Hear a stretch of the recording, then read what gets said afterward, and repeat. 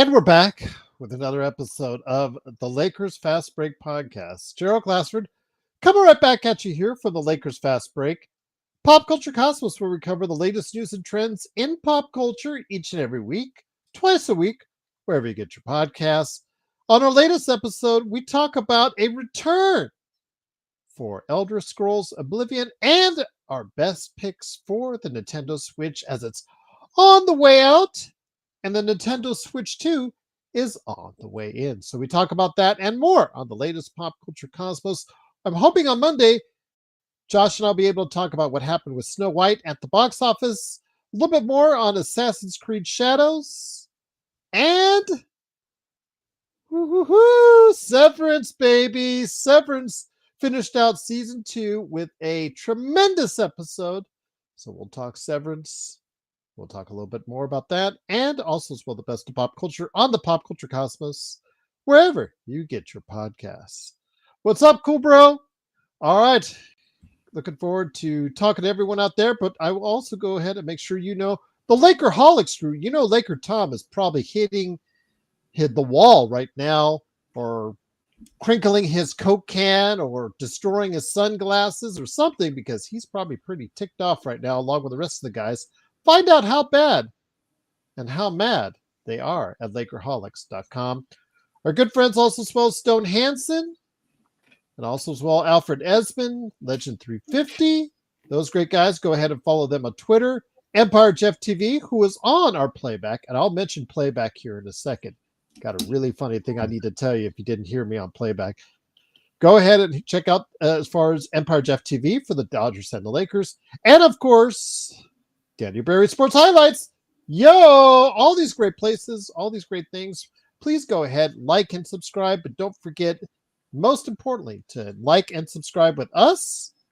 Let's also as well become a member today for just $2.99 a month right here at the Lakers Fast Break. And last but not least, come and join and be part of the simulcast that we have on YouTube and, of course, playback.tv/Lakers Fast Break. It's funny because I told everybody I was going to be late. I was driving. I had the phone on. I had the game on, but it was on silent. So I stopped and pick him up, waiting to pick up my wife. And as she's coming down to where she's working, I finally turned on the sound. And I turned on the sound during the national anthem. And so when you first turn it on, you get the sound from both the game and whoever's on stage. So the first thing I heard was, "Oh, say, can you the 73-9 Warriors? Man, Jordan never played against them. LeBron played against the 73-9 Warriors. No, you're talking about Jordan is the best. Jordan's the GOAT. Jordan is the best." I hear these two at the top of their lungs during the national anthem, and I just couldn't stop laughing. I had tears coming down my eyes. I got the hiccups. And it's because of those two. So I thank you, John. On a terrible game, on a terrible day, you and Joe brought some light into our lives. And you catch that light when they go ahead and debate the GOAT for basketball in the NBA. You know Joe's scared. Joe don't want to do that. Joe don't want to do that. That's why he's not here right now. Where you at, Joe? Playback.tv/Lakers Fast Break. Oh, and he gets mad at me. If you noticed in the chat, John, when I started talking to you about the fact that you've got $100 coming your way, but someone forgot to spell Earth. They spelled it Earth. Oh, Gerald. Oh, there he is. That was on purpose. What? Okay. You really actually thought I spelled that wrong with 2 F's? Okay. If it was 1 F, I mean, when you look at TH, is it anywhere near F twice? Okay. I'll just leave it at that. But again, what? That's what I just told you what happened. Great to have you here. And again, for that scintillating conversation, go ahead and check it out today at playback.tv/Lakers Fast Break. Yeah, I'm going to leave it up. I'm hoping I won't get copyright on it because it was classic. I know somebody the other day got mad at me because I took the other one down. That's because there was, at some point in time during the game, some background of the game, and I really don't want to get another copyright strike. John and I are like still 60 days-ish away from getting the reprieve from the warden YouTube. So I want to go ahead and make sure we're on the best P's and Q's, but I will try to leave it on. If you want to check it out, it's right around when the national anthem would be playing. Please go ahead and check it out today. Playback.tv/Fast Break. Well, the Lakers came in tonight. Great news. LeBron is back. Great news. Rui's back. Everybody else, great news. All back, all healthy, all playing after, those who decided to take a rest on the controversial day. And I still get to your comments from the other day. I know I've not been trying to ignore it. I'm going to get to it. I'm just, wanted to go ahead and see what happened the next day when everybody came around as far as the next game is concerned. And wouldn't you know, the Lakers, with everybody back, played the under 500, barely in the play-in in the Eastern Conference, Chicago Bulls. So you thought, okay, let's give them a tune-up. Let's get everybody right before they head out on a 4-game road trip. Well, something happened along the way in regards to that, in that tune-up. We became the tune-up for the Chicago Bulls as Kobe White and also as well Josh Giddey looked like the greatest backcourt of all time. Forget about the Splash Brothers. Forget about your Jordan, debate in regards to LeBron Jordan. The best players in the planet tonight were Josh Giddey and Kobe White. Josh Giddey was 3 steals away from a quadruple double. Kobe White, 30-plus points. They were teeing off on the Lakers because the Lakers played defense like a traffic cone. And the vaunted defense that we saw and have been seeing since mid-January, that was nowhere to be found tonight as the Lakers got destroyed. And even when they tried in the fourth quarter to go ahead and play more incentive on defense, they tried to go ahead and really hunker down and tried to go ahead and apply some more effort. It was just too late. It got even worse from there as Chicago laid in 81 points in the second half alone. They won every quarter. They embarrassed the Lakers, and the Chicago Bulls destroyed the Lakers 146-115. I will give you guys the update here in a little bit on where they're at in the Western Conference. And here today to go ahead and talk about today's game, 2 great guys indeed. They are still friends, by the way. I know you wouldn't know it by their conversation or yelling and screaming match earlier, but they are good friends and they have a ton of respect for each other outside of that one issue. It is a good man indeed. First man up, first man here. Yeah, no turning the L light tonight. I would tell John himself, I would ask him out of respect, don't turn that sucker on because they don't deserve it. They don't deserve for you wasting your power bill on that tonight. It is, of course, John Costa from Clutch Talk and Lakers Corner. Please like and subscribe. Well, great stuff that he does. John, first up, again, I said on playback, I am so glad you're feeling better. But after the performance tonight, it might have made you even worse. Yes, and it did make me much worse because, man, a game against the Chicago Bulls, I'm thinking, we got this in the bag, a team that's not only just in the Eastern Conference, which is not nearly as competitive as the West is, but just a team that's just we're outright better than. And we're getting all of our players back. Oh, man, these guys are going to come back. They're going to come back rejuvenized. LeBron James, whether he really had the growing injury or didn't want to face that tough back-to-back schedule that we had, whatever it was, I'm like, we're going to come in rejuvenized. And we came in first quarter. It was pretty solid. 14 lead changes. We went back and forth. We saw the Luka Doncic show. He had 17 points. The only thing that kind of concerned me in that first quarter was how everybody else seemed to not get going. I mean, it was literally just Luka Doncic. We ended up that first quarter with 31 points. Luke had 17 of our 31. But really where this game started to go downhill was that second quarter. That second quarter, y'all, for whatever reason, the Lakers and Joe and SB and Gerald, we all were on the playback highlighting why in the world the Lakers kept running that pick and roll and going to Vando on the short roll and asking Vando to be a decision maker. Oh my goodness. Just in that second quarter alone, I think I've seen 3 turnovers where Vando gets the ball and after that pick and roll on the short roll, and he either makes a terrible pass, fumbles the catch, or just turned over the ball on the dribble. To me, it was just one after the other after the other. But the Lakers kept going to him in time and time and time again. And then the frustrating part is that on the other end, the Bulls were converting those. I mean, in that first half, y'all, the Bulls had 25 points, 25 points just in transitions off those turnovers, y'all. And then let's not even talk about the fact that they had 44 points in the paint in the first half, y'all. They had 65 points in the first half, and 44 of those were in the paint. Lakers could do nothing about it. That's when, in the second quarter, is when they ran off that 14-3 run. And I'll be real with you guys, man. From that point forward, like, this team just crumbled. We weren't running teams off the line, and I'm thinking, at halftime, this is going to get better. JJ Redick's going to get on them. The leaders are going to get on them, and we're going to come out and we're going to do exactly what we need to do in the second half. No, you guys, we literally played the same way that we did in the first half. Like that second half was the same exact way. You could argue even worse.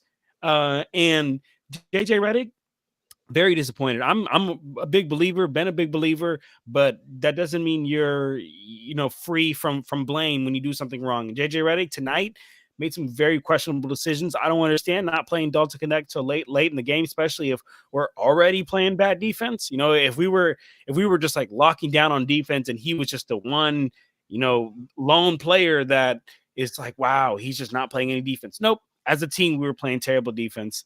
Everybody's got to be held accountable tonight, man. Everybody's got to be held accountable tonight. Luka Doncic, I love Luka, but how many finished with 7 turnovers tonight, you guys? Finished with 7 turnovers. We could not take care of the ball. As a team, we finished with 21 turnovers. That is absolutely disgusting, man. But look, man, overall, I think if I had to tell you why we lost this game is we didn't run the Bulls off the 3-point line, couldn't stop them at the rim, and just continuously turned the ball over. But as always, happy to be here, man. Happy to toast Joe earlier in playback, but yeah, as always, Gerald, you said it, and I want to preface this. Regardless of the debating and all that, Joe's my dog, man, and there's not a lot of people that would even go up in this debate with me. So much respect to you, Joe. Much respect. I'll say this.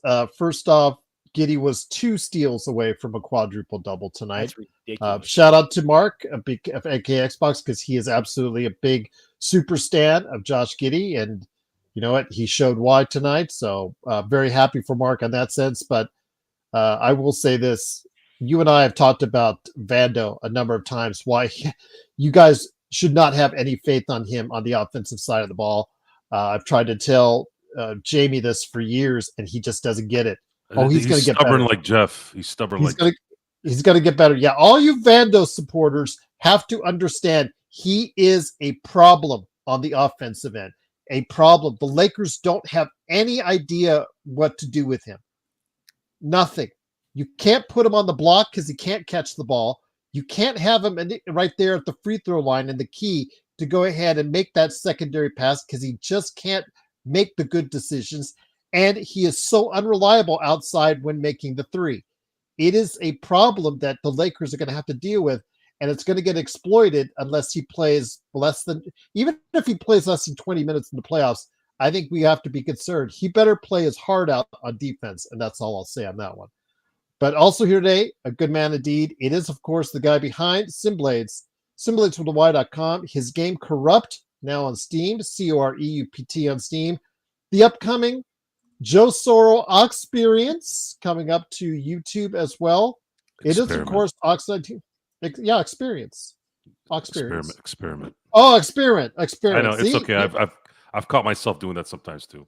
Yes, you and I talked about that. And I still get, you can still pronounce it Experiment, even though it's spelled with an O and X. You don't need to put ox in front of it. Just put Experiment. I'm just trying to get reps, man. I'm just trying to get yeah, reps. yeah. Trust me, it was a tongue twister for me, but it needed to be done. But thank you. Wasn't it how many times you say it? Like if you say it 23, 24 times, Something like that. Yeah, yeah, something like that.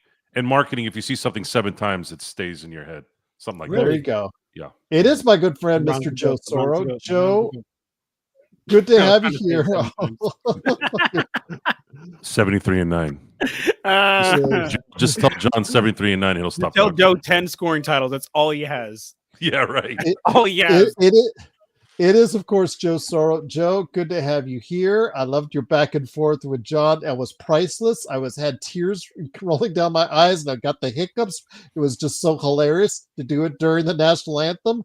But be that as it may, after the national anthem, it was a disaster from there on in. Funny though, Joe, 2 days ago, you and I were talking about how you just don't throw away games when you're battling for a high seed in the Western Conference. And you and I had a lot of people coming at us, but we never moved off our position. We never moved off our position at all. So at the end of the season, if the Lakers do not get second, but are close to it, I wonder why. I wonder why, Joe. I wonder why. Well, I mean, we could get deep in this. I think we've got. Oh, I would love to. I would love to. I would absolutely love to. We are, regardless of what we say, we're going to be the Clint Eastwood character in Gran Torino, even if we're right. Which we are, by the way. We're the get off our lawn thing. I have this issue with my younger pissant cousins that think they're big dick McGee's, right? And of course, the second I turn it on, see, guys, I don't turn it on as much on here as much as you guys think I do, because I can get pretty vulgar and I can get pretty personal because I'm vicious like that. I don't want to do that because it sets a bad precedent on something that's, everyone's looking at it. A lot of people, let's say in Australia, are not going to understand some of the lingo. Philippines as well. So I don't want to be that guy. But the thing is, I'm about what's going on now. I'm not against technology. I'm not against certain adaptable, better things of 2025. But there are fundamentals that don't seem to stay. And yes, Chris, I will be when my show goes on. It's going to be a little bit more of that. Maybe not all the way, but a little more because I don't want to get Gerald in trouble here. Anyways, there's a mindset. There's a mindset, and you can if you want to stick with just what we're watching versus what I usually try to say is, when I was taught how to broadcast, I was taught to have the audience identify with what's going on in this sporting event or situation. So when we talk about, I always use the CEO, because I heard your favorite again, Colin Cowherd use it. I thought it was a good example. Your favorite, not mine. So Colin Cowherd used CEO. That's the easy one to say. Otherwise, I'd say other things. But the CEO, like the quarterback, is usually the CEO of a football team. That's kind of using a comparison to the people who might not listen to you, or I'm sorry, the people who listen to you that don't know sports. They'll know what that means. And what's happening here is, when you go to work and you take a week off, what happens? If you're one of those guys that actually works, I'm not talking about some mundane minimum wage job. Anybody can do that. Those are just pawns usually. What happens? You get behind in your work. You're not as sharp. You're catching up on what's going on. And you're not getting paid $30, $40, $50 million a year either. Are we being harsh?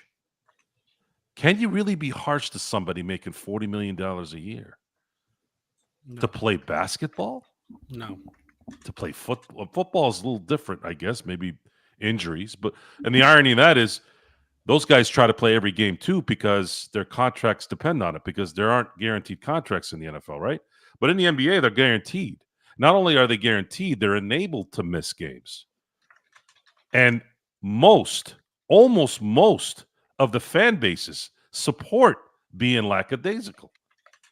They're not expecting, they're not demanding the stars to play every game. I use LeBron as a outlier in this, or as an exception, because he is a unique talent in that he is playing way deeper in his career than anyone has. So we understand that he might not be able to play day in and day out. But what's the excuse to the 25, 26-year-old when he's not injured? That's the question I want you guys to answer for me. Because this would have been much better for LeBron to come into a team that was playing together instead of missing games on convenience or quote unquote rest. This team does not have any room to rest. There's no room to rest. I'm sorry. If you guys wanted to rest, maybe you should have won more games in December and in January then. If you want to rest. If you're up like the Oklahoma City Thunder and you want to do this, okay, I'll buy into that. But more often than not, you kind of hear that. I'm going to use the NFL as an example again. A lot of times when teams kind of take their foot off the pedal and rest their guys before they go into the playoffs, what ends up happening is they're usually not in tune as much in the first game, no matter what it is, no matter who they're playing.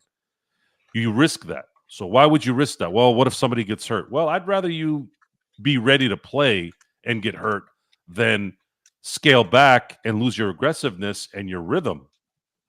I see more harm in those than I do the other way around. Tonight,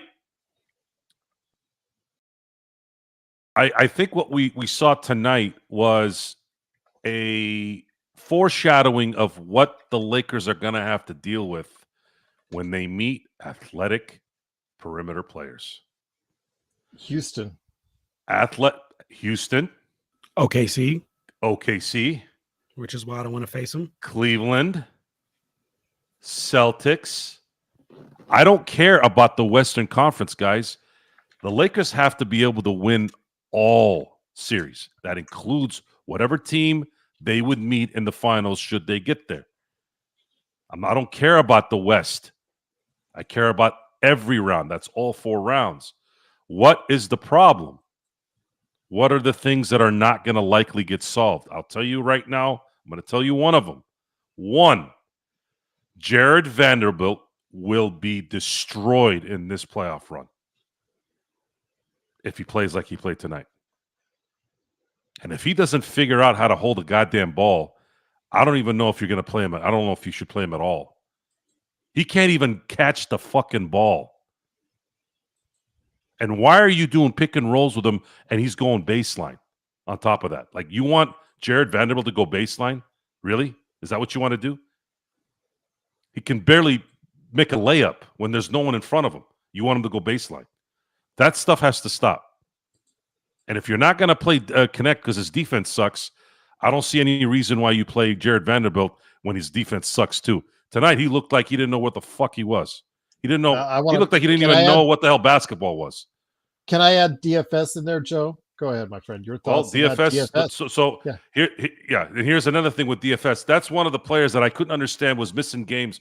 I did not like that. Why was he missing games? The Brooklyn game, I still say if they had had him in there, they probably would have won that game. Why wasn't he playing in the Milwaukee game? Like, what's going on with DFS? Does he have a chronic injury that we don't know about? Probably not. Why is he resting? Why did Austin rest? Why are they resting? These guys are young. Austin played 82 games last year. I don't understand it. Come to think of it, Joe, to your point, and I'll let you go really quick.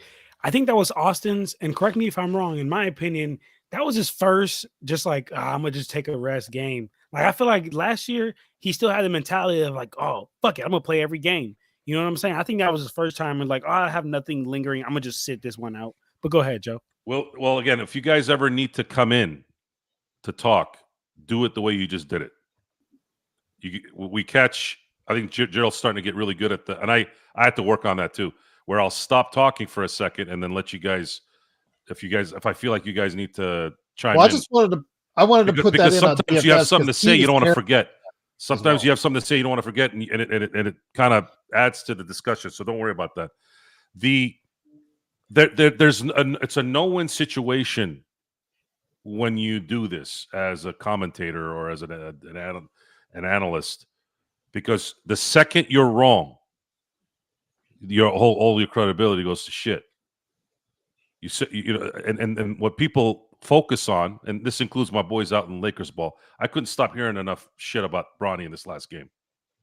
All I heard was Bronny this, Bronny that. I'm like, you guys, are you guys okay? Is this what we're talking about? We just got waxed by a team at home, and literally 8 of your players were out. What are you guys talking about? Why is this even a discussion? Joe, you were wrong. See, he's an NBA player. I don't know shit about Bronny James and whether he's an NBA player. The guy was a negative 36. What is that going to do for the Lakers? Like, I don't understand where this comes from. You guys all want to be right? Like, I don't know. Are you just want to pick fun when someone says something you don't like to hear? Let me just add it in real quick, Joe. Rodell, one day ago, let me get you his comment real quick. I'm just looking at it now because I'm just responding to him now because of that day. I didn't want to hear it from you guys on that one for what we said 2 days ago. He said, guys, chill. It was 6 games and 8 nights. This is probably the first time an NBA team has done this. The California Fires moving a schedule. I get it. The guys needed the rest because of all the games compressed into this week. I hate load management too, but I do understand this one with the unusual circumstances. So, Joe, fast forward a day and a half. Lakers fast break. Basketball gods from Rodell tonight. Basketball gods got the revenge tonight. When you punt games, this is what happens. DFS has a bad ankle, and he had it before he joined the Lakers. Maybe you should take a month off then and let it heal. When you play, you play. I don't want to hear about your ankle issues. Boo-hoo. Are you injured or are you hurt? Oh, you don't understand, Joe. You never played in the NBA. You don't know what the hell you're talking about. We could put that to bed right now, though, Joe. No. It's never going to be put to bed. It's never going to be put to bed, and I want to keep talking about it because I want everyone to know what I need to know about what the fuck I'm watching. What does me playing in the NBA have to do with anything about me telling you that Jared Vanderbilt sucks? Do I have to get his box score to show you, or do I have to replay everything? I can't show you film on here. I would. I swear to God I would. But we can't because all the copyright ninjas are going to come out everywhere. Otherwise, I'd show you. And then at that point, it probably wouldn't matter anyways. What else is going on here? What? Oh, you'll see, Joe, when they start winning in the playoffs. Okay. You know what's sad is Luka was on a tear tonight, guys, and it looked like an all-timer, and we lost it. We talk about greatness. I talk about greatness. Okay, embrace greatness. Greatness is about being available. Number one. And when I was talking to John about being available, when I was arguing about his LeBron MJ thing. MJ was available game in, game out. And not only was he available, he was relentless. When you grow up, maybe I grew up at the right time, or maybe I grew up at the wrong time compared to what you guys grew up with. When you watched for 15 years the most relentless player I've ever seen, and then after that guy retired, I saw the next guy that was just as relentless. And the reason why Kobe was just as relentless, if not more, probably more than Michael, was because Kobe had to make up that little extra that God gave MJ. The big hands, the fast twitch, the half a second fast twitch jump. So you grow up for 30 years, 35 years, used to that. And then you go to what? You go to now, you have a bunch of people online or viewers or fans making excuses for guys making $40 million a year so they don't play? What the fuck happened to everybody? What happened? Pussy ass shit. I don't give a fuck what you say. I don't care what you call me or what I do. This is you want to talk about facts.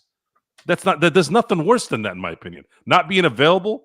You're getting paid all this money to play basketball. You're not storming Normandy, man. You're not. You're playing basketball, and you're 26 and you're 27. Yeah. No, not buying it. Sorry. And Rodell saying Vando played minutes, guys. He played 11 tonight. 11. And he had the previous game off. Hold on. No, let me say. Oh my God. Hold on. God. Let me just finish. He had Thursday off.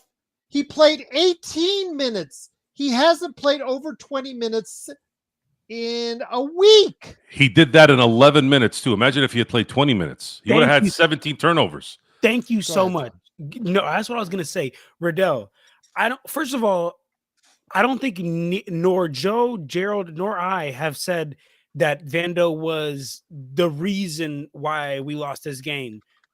But we have said that he was a big he is a big reason, not the sole reason, but brother, for you to say that him playing 11 minutes like didn't really, from your comment, it says 11 minutes Vando couldn't have cost us the game. It sounds like you don't think he affected this game. And I'm going to tell you something honestly, Riddell, and I hope you're watching. I don't think you watched this game. If you really said that, I don't think you watched this game. I really don't think you watched this game because again, look at this, John. Again, just like Thursday. Let me interrupt real quick, John. Right there. Look at this. One game, y'all need to chill. Crazy. Fuck your chill. How about that, Bernard? Fuck your chill. I'm tired of fucking chilling. I chill at home, okay? I chill at home. I spent 3 hours watching this trash, and I've watched 6 hours total of watching trash the last 2 games. Don't fuck me. Don't tell me to fucking chill, okay? These fuckers are making 20, 30, 15, whatever the fuck $1 million. They need to not chill. They need to be available and play when they're not injured. LeBron was injured, fine. Luka was injured for 2 fucking months, and I'm hearing about how he needs more rest. He had 2 months where he didn't play. What do you mean chill? Chill for what? You don't have time to chill. There's no time to chill. You need to win these games at home against a team that was 30-40, a team that was last place in the freaking East, a shitty conference that's been a shitty conference for almost 30 years. Don't tell me to chill. You go chill. I'm sick and tired of all you soft-ass bitches with your chill shit. Fuck that. I'm not doing this anymore. I'm going to come and I'm going to call you all out. I'll call LeBron out. I'll call JJ. I don't give a fuck. What are they going to do? Come after me? Go ahead. It's your guys not doing shit. You're getting paid this money. You get paid $6 million, $50 million. That allows us as a fan base that wastes our time because you want to go rest. You want to go rest. And you waste our time with that shit. We're paying that shit, right? With our cable bills and our satellite bills and our tickets when we go. Yes, we do have a say. Goddamn right we have a say because we pay your ass because we're watching. The advertisers are paying money so that we watch and you put that money in your pocket. But are you available? Oh, well, chill. We're good. We got to be ready for the playoffs. What the fuck is going to happen when you get to the 5th seed now? Because you're too busy jerking off for 4 or 5 games. Didn't we learn this lesson with Darvin Ham? Didn't we learn that lesson already? What happened? You got your ass waxed by Denver 2 years in a row. Taking it easy. Yeah. To what I was saying earlier, Riddell, you just answered my question. He said here in the chat, no, I watched from the 3rd quarter. Okay, so then you didn't watch the first half because the first half was the abysmal Jared Vanderbilt every single time coming off the pick and roll, short rolls, turnover off the dribble, turnover off catching it, turnover to the pass. So that's the number one. That's the number one thing I would say. Riddell is like coming here in the chat and trying to back Jared Vanderbilt when he got outplayed and just didn't play good at all. Honestly, like to what Joe said, I'm thankful he played 11 minutes because if he would have played 20, he no joke might have had 17 turnovers tonight. So yeah, that's what I'll say. That's all I'll say on that, to be real with you. Well, John, I remember when when they made the trade for DFS. And everybody was saying what a good trade it was. Joe was saying good trade, but more because they got rid of D'Lo, addition by subtraction. But everybody was saying that DFS is going to take a leap and that DFS, once he got Luka he's going to take that leap and all that. And I said, well, wait, he has always been a 10-point a game player. This is who he has been. This is who he will be throughout the rest of his career. He will not be the guy that at times looks like he's a real player, John. He looks like a real player. It looks like he has a lot of tools in his tool bag. But then there are just some nights where he just barely looks like an NBA player. And tonight, unfortunately, was one of those nights. And he, as the guy, is supposed to be your main defender out on the perimeter. He did not provide any help at all. Vando, who is the other supposed main perimeter defender out there, John, Zippo help out there, and he looked even worse on offense, if you could even believe that. So I don't know. I don't know, John. I mean, these guys, I understand as rotation players, they are and going to be up and down, but those two guys, they have to bring it on defense. When they're not bringing it on the offensive side of the ball, John, those two guys in particular have to key the defense, and they did nothing tonight to stop the constant wave of made shots out in the perimeter by the Bulls tonight, John. Yeah, they did nothing, and to harp on my point that I talked about earlier of like JJ Redick really kind of fucking up this game is the fact of you don't put Dalton out there because of the lack of defense, but then you kept those two players out there. And mind you, Dalton has something to provide on the offensive end. And but you left Vando and DFS out there who is also providing no defense and don't ever provide the same amount of offense that Dalton does. So to me, very questionable head scratching moves from JJ tonight. A lot of them, honestly. I just seen a tweet earlier saying that there was a picture of Darvin Ham saying that this is what JJ Redick was like tonight, and unfortunately, I would have to agree. I would have to agree. JJ looked like JJ Ham tonight. The 146 points allowed by the Lakers are tied for the most ever, Joe, in a non-OT home game. The last time they allowed 146 points at home, Joe, was to the Nuggets in 1984. Wow. That's actually crazy stat. 1984. So with that, Joe, again, the Lakers now go out into a 4-game road trip. They're now in 4th place in the Western Conference. Thank God Memphis is really stinking it up right now, and the Nuggets don't seem interested in playing, so they're still meandering right around the Lakers, fortunately. But Houston, we're just, with their easy schedule right now for the next 2 weeks until it gets harder for them, I really don't have a whole lot of confidence that this team is going to get where they need to be. Like you and I have said, the history tells you need to usually be 1 or 2. And I don't know if the Lakers will get to 2. I really have my doubts after watching tonight's performance and heading out on a place where they're under 500 on the road. It's been an oddity year. It's just been one of those years where nothing makes sense. Some of it good, most of it good. You acquire Luka Doncic.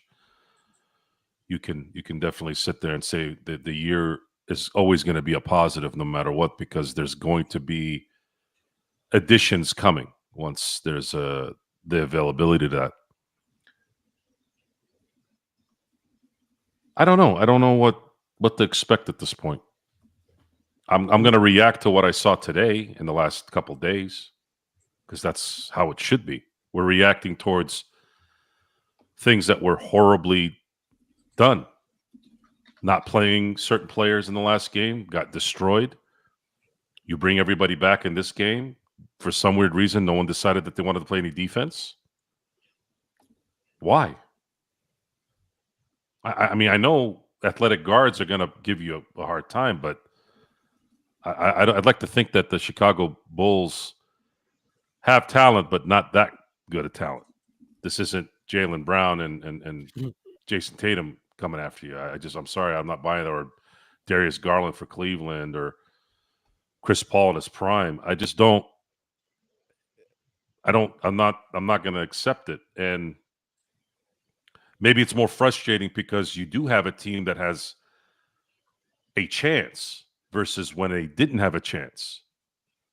And you want to take advantage of this.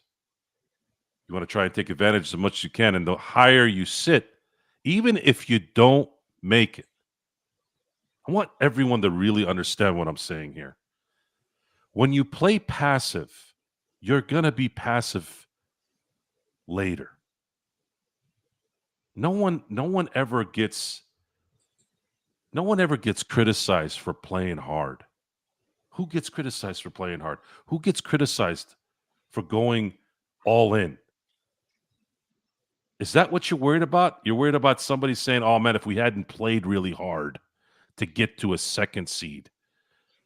Is anybody going to say that? Are you worried about that? Or you've been bamboozled and you've been manipulated into thinking soft? It's soft. Go ahead, John. No, go ahead, brother. I thought you were done. It's a soft mentality, and it's not just the Lakers. It's society in general. I see it every day. So Jeff and I are good friends, very good friends. And like friends do, we crack on each other. But Jeff did say something that was true. There's a reason why I'm a lone wolf, because I can't be around, and I'm not playing sports. I'm not playing sports. I'm actually playing something a little bit tougher. I got to make sure that the more my business is not making 40. I can't sit for 2 fucking weeks. Otherwise, the fucking bills don't get paid. So I got to go hustle, and I got to go do shit. And I got to deal with barriers. Like, I have to get certifications, and I have to understand that I got to go qualify for shit and all this stuff just to advance. So you go through all this, and who's going to be there? Who's going to really do the job? I have friends of mine. Joe, you have a job for me. These are my best friends, too, by the way. These are people I love. Guys, I actually say I love you to when we get off the phone. That's how much I love these guys. But they're pussies in the business world. They are. And I say that not to be derogatory. They're just not. They're not.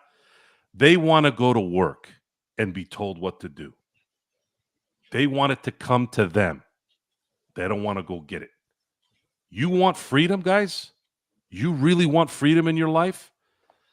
Come shadow me for 2 weeks and I'll show you what freedom looks like. Now, I don't have a Learjet. I don't have a penthouse in Manhattan. Don't need any of that shit, by the way.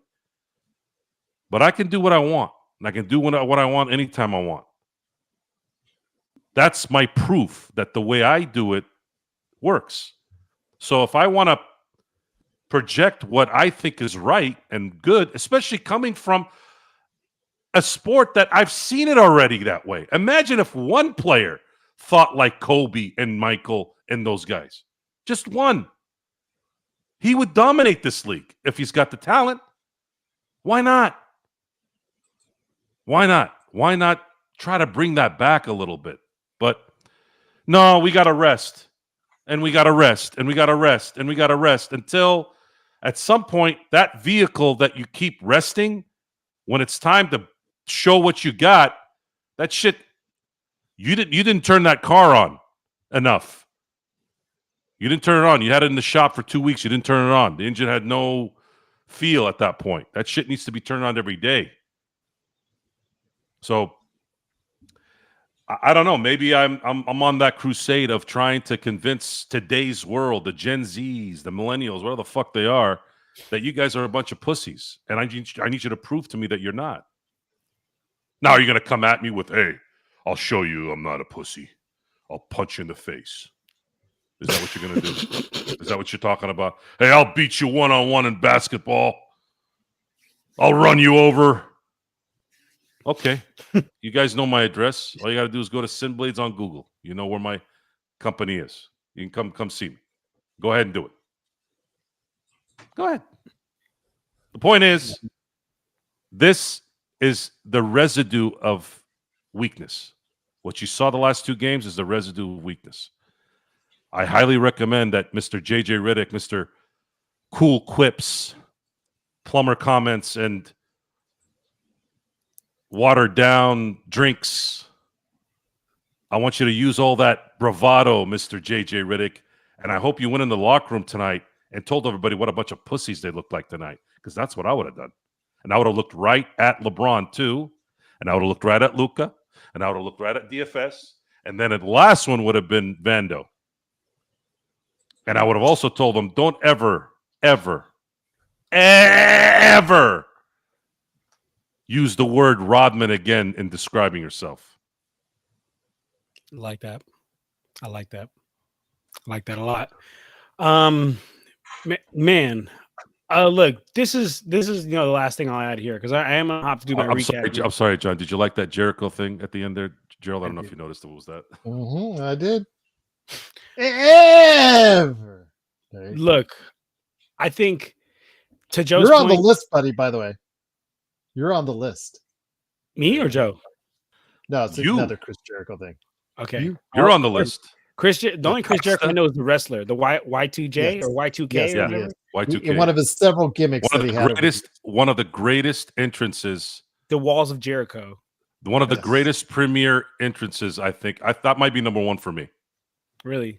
Yeah. The Stone Cold Steve Austin is kind of cool though. No. I'm talking about like when he left WCW to come to WWF. Oh, I wasn't. I mean, I know that Scott Hall coming from the crowd was big, but the spectacle of it all, I think I remember I was hyped when he came out.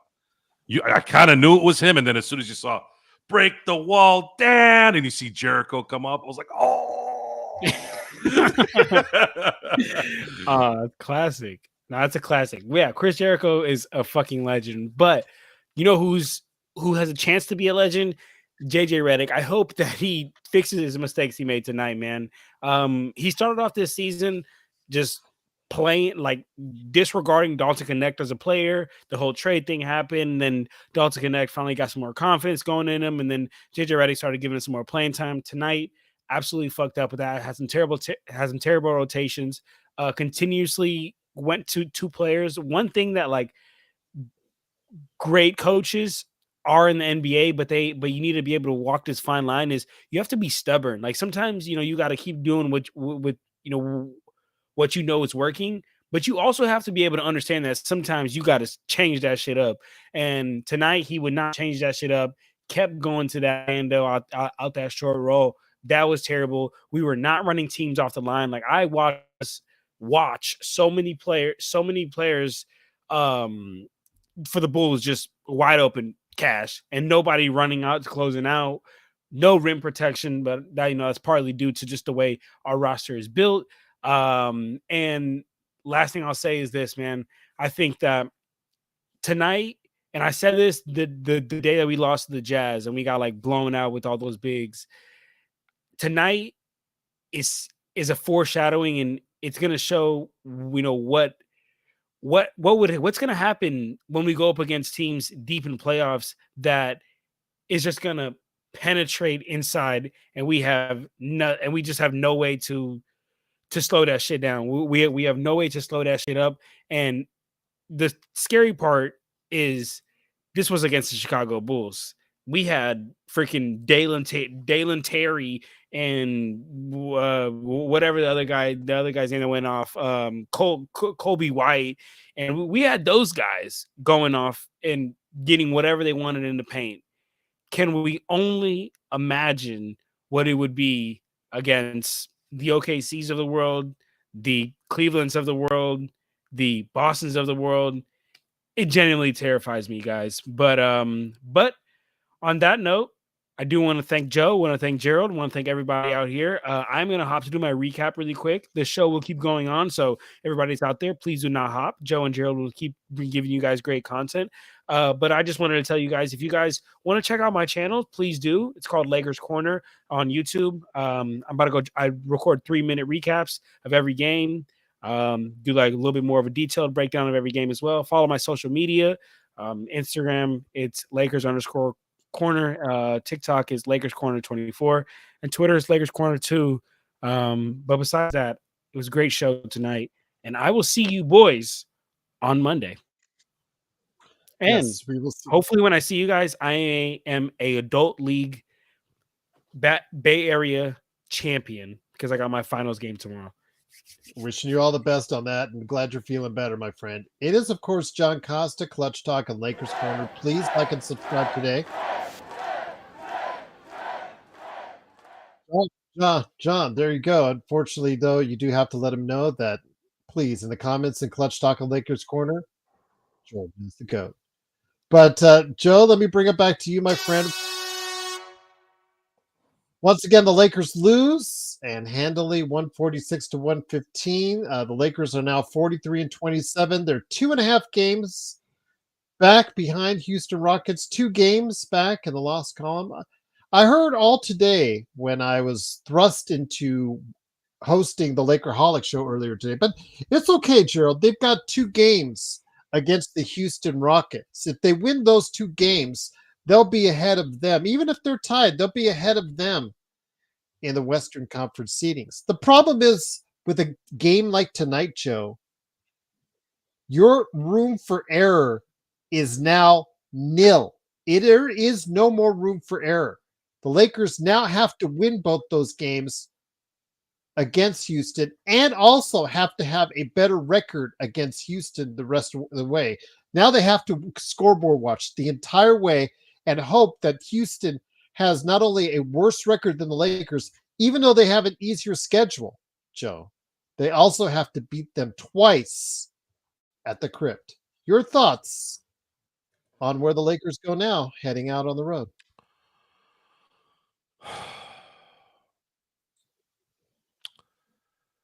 You can make up a lot of ground by coming back 4-0 on the road. If they could do that, there's still a possibility of them getting a second seed. Right now, they're still looking good to keeping a third seed if they win most of the time. But all it takes is Memphis to start winning 3 or 4 in a row, Denver to win 3 or 4 in a row, where that becomes a little dicey. I don't know how this is going to play out, but the good thing is we only have 3 weeks left to find out. And I keep hearing the same thing from everybody. Seeding doesn't matter. This is something that you're not going to get right. You're just not going to get this one right. This one, you can come back. Well, most people don't remember your correct analysis. They only remember the 1 out of 10. Just like a left tackle, when he can run 10 plays with perfect protection on the quarterback, but that one blindside sack that causes a fumble, they get remembered for that one play. And I understand that. It is what it is. But I hope the Lakers are not in that same mindset, because getting a 2 seed gives them a chance. A 3 seed lessens their chances, in my book, by 20%. Because then you don't know if you can guarantee yourself a home series the next round. If you can guarantee at least the first 2 series, especially with a team that's played better at home, other than the last 2 games, obviously, you have young players and the pressure is going to be a little tighter. If you think Vanderbilt's is bad now, wait till the playoffs start. I would venture into thinking that Vanderbilt might not be seeing a lot of time on the court when things really get heavy. And I don't know if Dalton will either, unless he's hitting his shots left and right. So the rotation's shortened in the playoffs. So let's talk about that for a second, so you guys understand where we stand here. The starters are going to be Jackson Hayes, LeBron James, Luka Doncic, Rui Hachimura, and Austin Reeves. Now, they could use Rui as a 6-man and put DFS in there depending on a matchup. Cool. But that's 6 guys, and then you have Gabe Vincent. And then you have to have a backup big, usually. However, I think they're not going to use a traditional backup big. I think they're going to rotate DFS as a center, maybe use LeBron sometimes, maybe use Rui. So you're only going to have 1 big, real big, probably giving minutes. Rotations shortened to about 7, if you're lucky, 8. If you're lucky. So One thing. Oh, go ahead. So to to understand what I'm talking about here is you're essentially going to have, let's say Rui starts. Let's just use him as a starter. You're only going to play DFS and Gabe Vincent off the bench.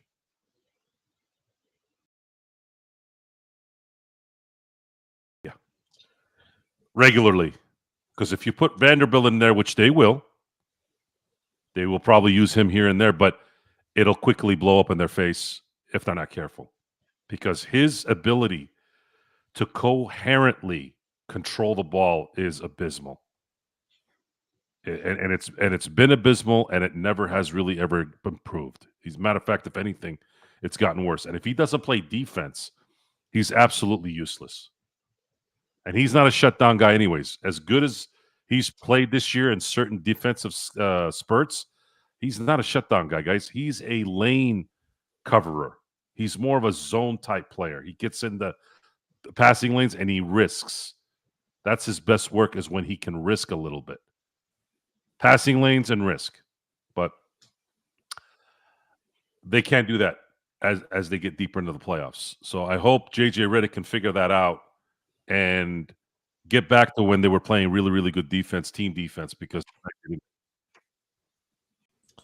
John, I know you did your recap and you're heading on out, but before you do, I just wanted to let you know tonight is a busier day for us on the show and on the channel. More active on the channel as far as the number of names, number of people. And if you're new to the channel, please like and subscribe. Thank you for stopping by. There was one name, though, I don't see on this list. And I thought he spoke the truth. Did he not, John? He said he spoke the truth. He said that he betted me $100 LeBron James would not return until playoffs, and I told him, dude, I'll take you up on that bet right now. And he's not here. He's not here. I have not seen him. Gerald, I will be on the lookout every single stream to collect my money. I will be on the lookout every single stream to collect my money. I'll tell you that much. Absolutely. Just wanted to remind you, my friend. But yeah, I speak the truth, Empire guys. Jeff, someone actually made that bet. Yes. If anybody look, you know what? However many people there is in here right now, we're putting a bounty out. Okay. If anybody sees I speak the truth here in the chat, you let them know they owe John $100. Please do. That they do. They called it. What happens? They made the bet. You'll see. YYC. You'll see. Yes. And Intel owes Sean $100 as well. So yeah, man, the money's flying. There you go. Money's flying. But John, I appreciate again stopping by. I know you need to go, but I'm just good luck editing tomorrow. right now. Yes. Good luck to you tomorrow, and wishing you all the best. Feel better, and good luck. Thank you. Appreciate you guys. All righty. All the best. Wanted to make sure he got that in there. But Joe, Robert Wheeler, question of the day.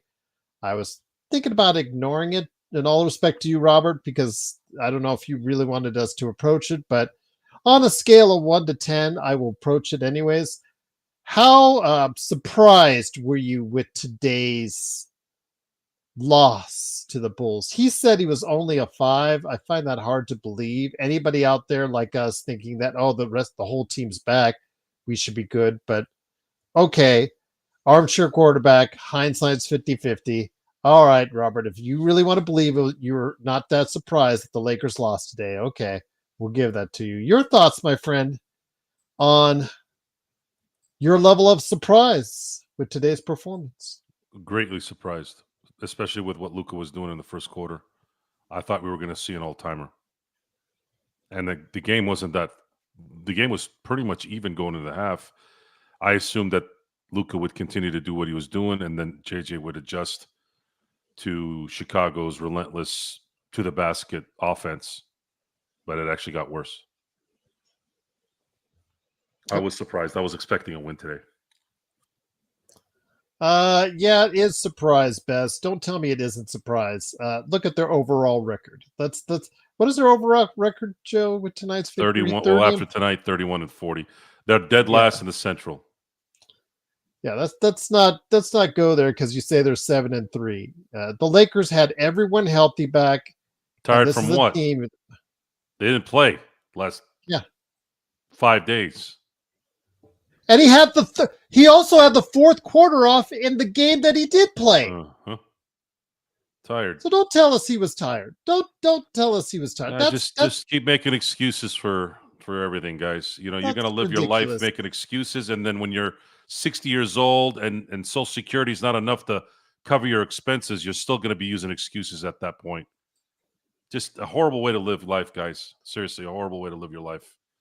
This is a minimal thing with sports, but people carry this in their own lives. Well, I partied really, really late last night. That's why I wasn't able to work this morning. Right? Is that the excuse? I'm sure your clients or the people that you're servicing give a shit whether you drank the night before. Yeah. No, thank you. I'm not. Again, I'm going to reiterate Empire Jeff's comment, and it was a compliment. And it is, I am a lone wolf because I can't fucking be around a bunch of fucking yappers that make excuses. I can't do it. And I've been very fortunate to have a business where it's flourished, and it has everything to do with the fact that everything is about being relentless. The only reason why I'm not a multi-millionaire yet is because you do have to factor in that there are barriers you got to go through, and you have to make a ethical decision too in a lot of cases to get to the next level. Problem is, I am not going to steal money from people, and I'm not going to screw people over their money either. That tends to be something that I've come across sometimes. Not doing it. I want to be quality. I don't want to be quantity. So it takes a little longer when you want to do it right. What I mean by doing it right is I want to maintain my quality. When you want to maintain the quality, it takes a little bit longer because you ain't fucking people out of their money. And a lot of that is due to the fact that if you hire a bunch of fucking jerk-offs and they're not really about doing shit and making excuses, talking about how, oh, their girl this, and I did this last night, I rolled my ankle, or my uncle's cousin's sister's roommate did something. Fuck all that. I don't give a fuck about any of that. Just like you don't give a fuck about when that shit happens to me.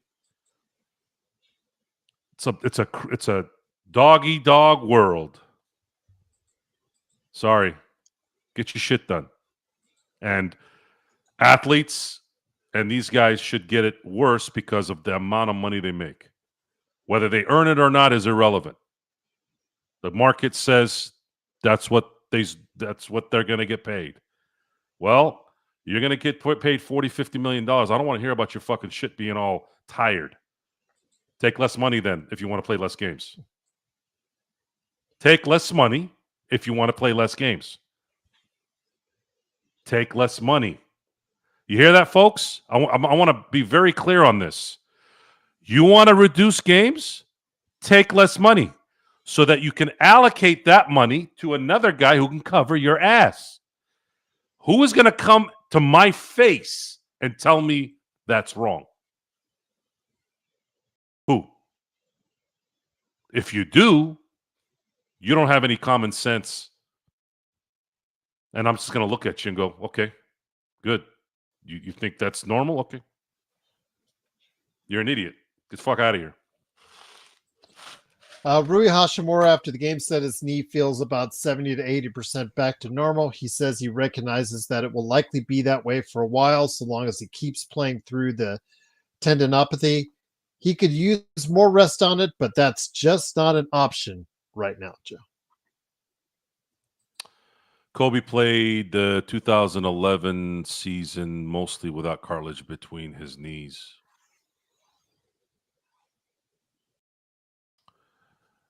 Yeah, you got to play hurt sometimes.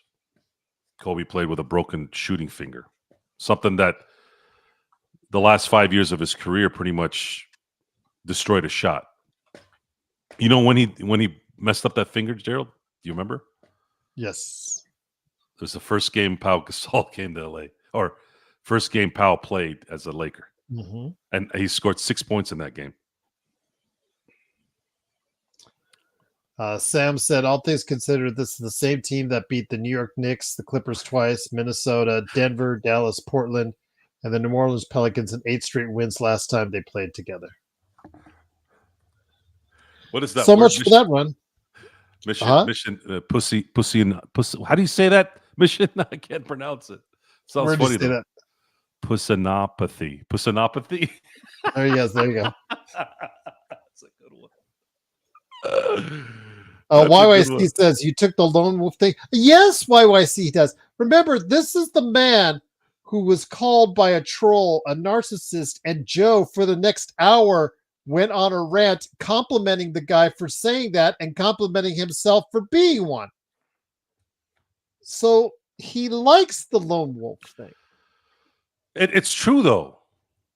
It's true. It's so true. You just have to hang out with me for a couple weeks. You don't even need. You wouldn't even maybe even need it to a couple weeks. The couple weeks thing. It was always an invitation to those who I wanted to test to see if they have 2 weeks to really want to be something. That's not what everyone else is doing. There's always a sacrifice in really taking a chance and doing shit on your own. It really is, because I have a house payment. I have a family. I have kids. But you got to find ways to hedge your bets sometimes. I am fortunate that my wife has a career too.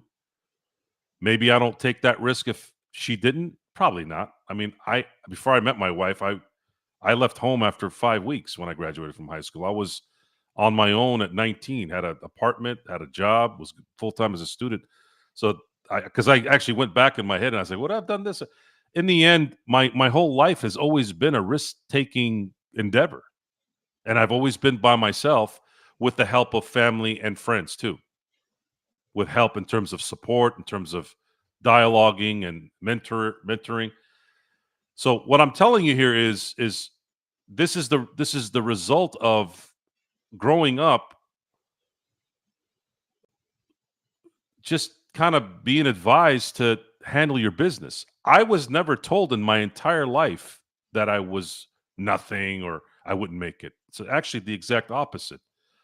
It was expected that I would go to college and I would graduate and be successful and be a power of industry type thing. The only thing that I wish I could have done is I wish I would have been able to make it to the NFL. That was my dream. That was what I wanted to do, but the body didn't allow me. But I'm very close to getting to the second option.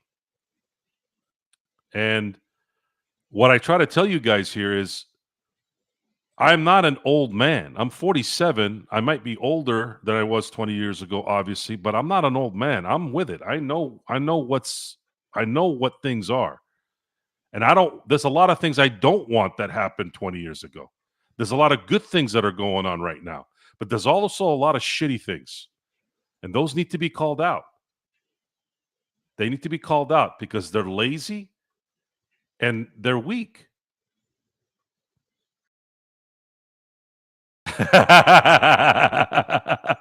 That's a good one, EJ. Life's a trip, gay, no?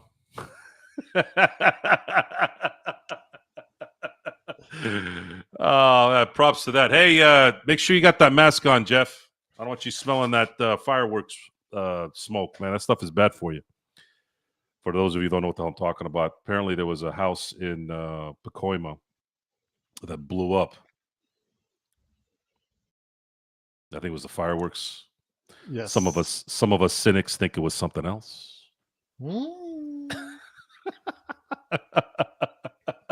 So yeah. So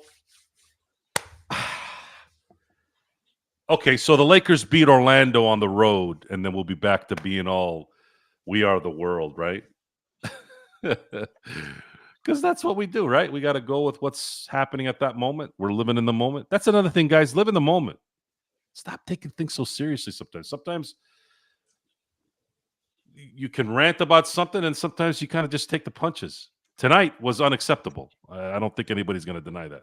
They should not be losing to the Bulls at home, allowing 146 points. I don't care how good that team was shooting. You cannot allow a team, especially with a full roster, to score 146 points on your home court in which you have been pretty damn good at.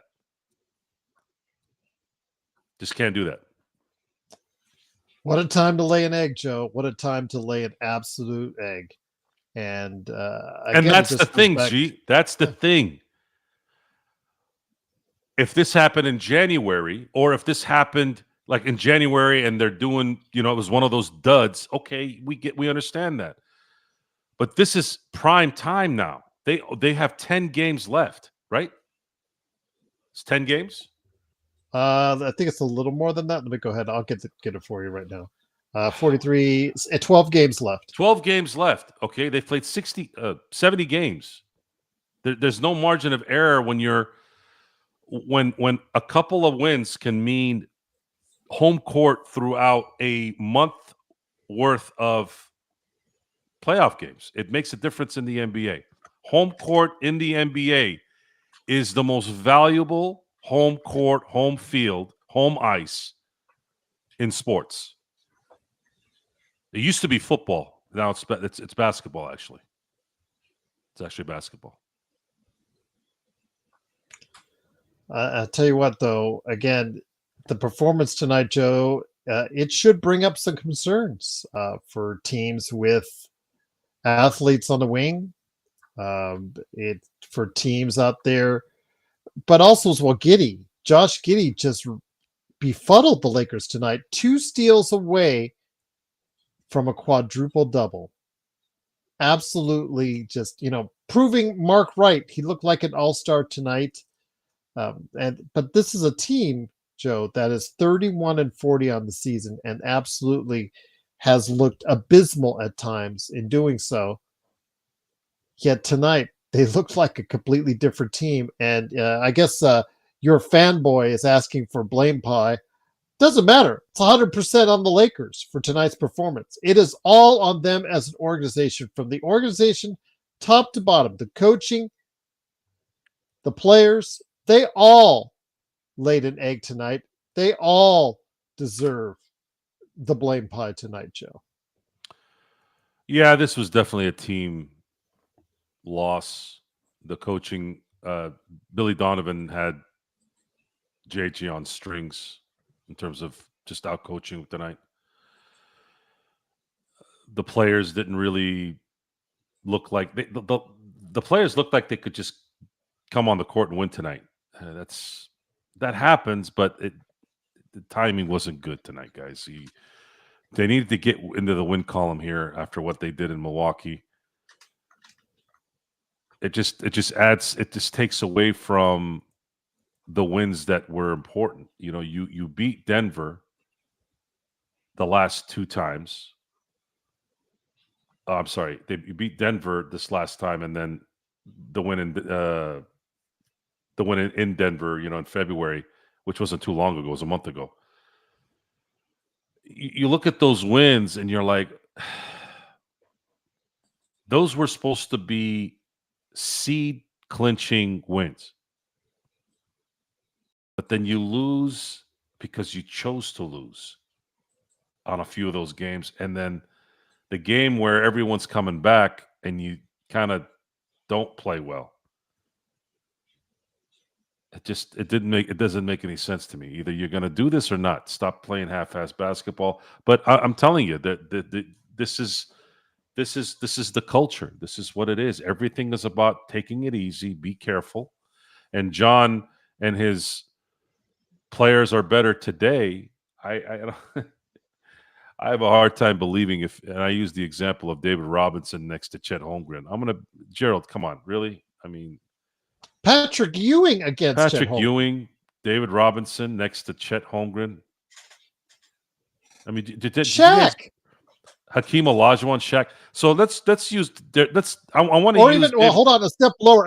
Let's say like Daryl Dawkins. How about Rick Chet. Smits? What would have Rick Smits done? It's how is it that muscle is better in the 90s than it is now? How does that work? Even in professional bodybuilding, you look at the quality of muscle that was built in the 90s. It's light years better than now. So what do you mean things are better now? I think what you mean to say is technology and supplements are better now, but the person has become lazier because of the fact that they have things that are quicker. But the quality is still not there. You look at Chet Holmgren, he looks like he sleeps in a coffin. You look at somebody like David Robinson, who looks like a chiseled statue of David. And that guy was a complete package. Defense, offense, leader, everything. You're gonna tell me that Chet Holmgren is better than David Robinson? You're gonna tell me that Wembanyama is better than Hakeem at this point? You're gonna tell me AI is not as good as John Morant? That's not gonna fly. And these guys are making more money now than ever. And then these guys need rest more than ever, and they're better. Better at what? Shooting? Of course they're going to be better at shooting. That's all they do. You're telling me that AI couldn't have adapted to shooting? Kobe couldn't have adapted to shooting? Tracy McGrady couldn't have adapted to shooting? How about Larry Bird? Larry Bird averaged 2 3-pointers a game in his career. What would Larry Bird's career 3-point shots be if he had 8, 9 shots a game? Yeah. I'm not going to buy it. Big Country Reeves sucked, by the way. The only time he played somewhat decent was for some weird reason. This is what Shaq said. He played well against Shaq for some weird reason. I think probably because he could draw him out. He could draw Shaq out a little bit, and he was one of those guys that could actually try and attempt to shoot at that time. Once again, it is the Lakers Fast Break. It is Joe Soro along with me, Joe Glassford. Thanks again for watching this. And the Lakers get trounced 146 to 115. We'll try come back with a Jeff, show true tomorrow. That. Sorry. Yes, that is a good point, Jeff. He would probably still be terrible. But yes, we'll try to come back tomorrow with another show tomorrow night. We'll see on that. But definitely be back for Monday on playback.tv/Lakers Fast Break. And of course, the Lakers post game here. Joe, the Lakers head out for 4 games on the road where they're under 500. I hope people are getting concerned. They have a right and need to be concerned because the Lakers have not shown consistency out on the road. And with the way that they might be resting players, that's a possibility. Who knows what's going to go on as far as the lineups for these 4 games are concerned. How do you think they'll approach it now that the Lakers lost this game today, basically punted the game on Thursday, and now are looking at an uphill climb trying to get back to second place in the Western Conference? Well, I would tell the team that if you win the next 4 games on the road, you go above 500 for the year, and you make up. They'll be at 500. I think they're 15 and 19. They're so they'll 16 be at and 500. 19, I think, on the road. 16? Okay, Yeah, I'll take a look. Yeah, no worries. Might be 15 and 18. I think they're 15 and 18 actually. 15 and 18. Yeah, so they would be over 500. You're right. There has to be this camaraderie on the road that sometimes forms. They're not at home. They're not hanging out with the fam. They're just focused on team activities, going out, maybe going to the movies, having dinner together. Things tend to get closer with the chemistry when you do that.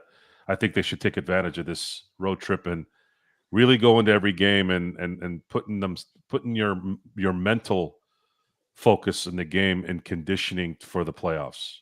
You want to beat Orlando, you want to beat Indiana, and then you want to return the favor to Chicago when you go to the United Center. And the big game, at least before tonight's game, was supposed to be that Memphis game. The Memphis game was supposed to be the beginning of the next few games where the Lakers have to kind of solidify that second seed, because they're going to face Memphis for that last leg on the road trip. Then they come back home and play Houston, and then they play Golden State.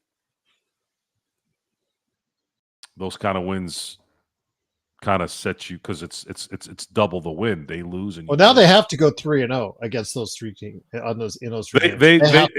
They can make up some ground in these terrible losses that they decided to have on their own, either by lackluster performance or just giving up a game.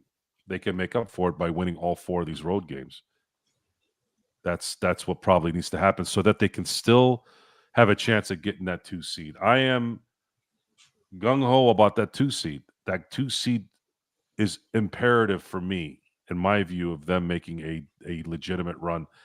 A 3rd seed could work still, but it just lessens the ability to do so, because the Lakers team is not really equipped yet for Luka Doncic and his skill set.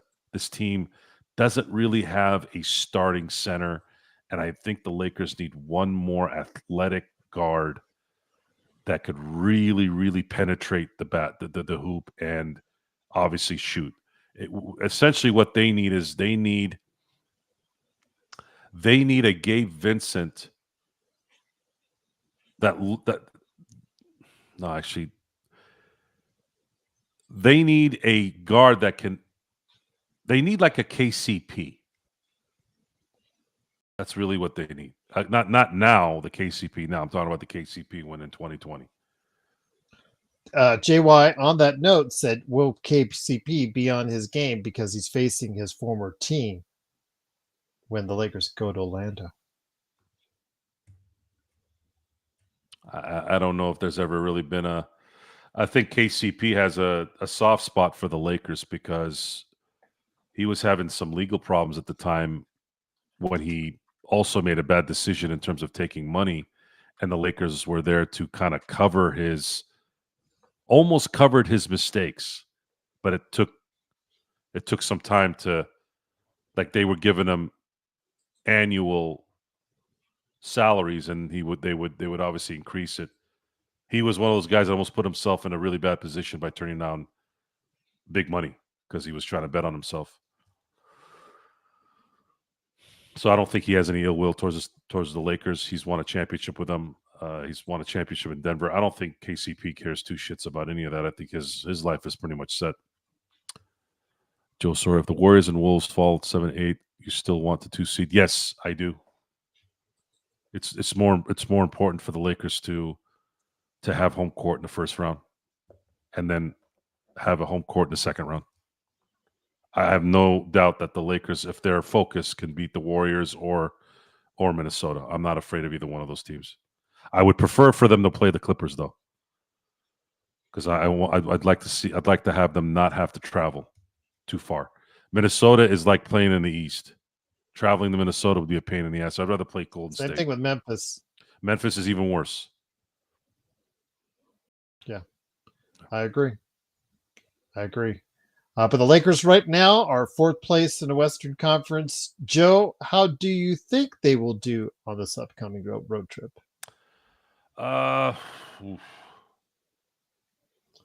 Orlando, after looking just abysmally bad in the recent days, have started to bring things around a little bit. Their top 2 players, Banchero and Wagner, starting to play well together again.